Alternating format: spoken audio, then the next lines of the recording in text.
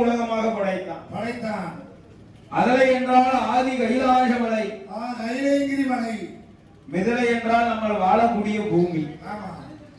சுதலை என்றால் பாதாள உலகம். உலகம் அல்லவா? இவ் மூலகமாக படைத்து பிரம்மனானவன் எல்லமில்லாத மனுக்கள் உண்டு செய்கிறான். 84 லட்சம் ஜீவராசிகளை உண்டு செய்தான்.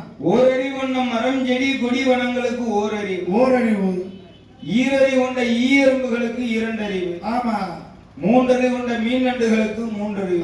நீரிலும் நிலத்திலும் வாழக்கூடிய மற்ற இனங்களுக்கு 3 அறிவு. 4 அறிவு கொண்ட பட்சி பறவைகளுக்கு 4 அறிவு.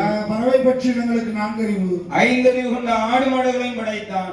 வன விலங்குகளையும் படைத்தான். 6 அறிவு கொண்ட நம்மளை போன்ற மனித இனத்தை படைத்து என்ன முடியும்? அந்த 6வது அறிவு இருக்கா இல்லையானே தெரியல. நிறைய பேர் செயல்படுத்த மாட்டாங்க.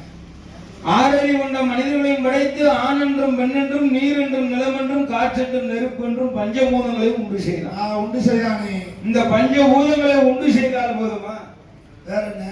ஆதிகிரு கைலாசமலையிலே ஆதி பொன்னால் முடிவுழுங்கக்கூடிய தங்கமாணிக்க வெள்ளி கைலாசத்தில் யார் குழுவாக இருக்கிறாள்? ஆண்டவன் சிவனாரோடு சத்தியமாக அம்மையுமாள் பார்வதி பகவான்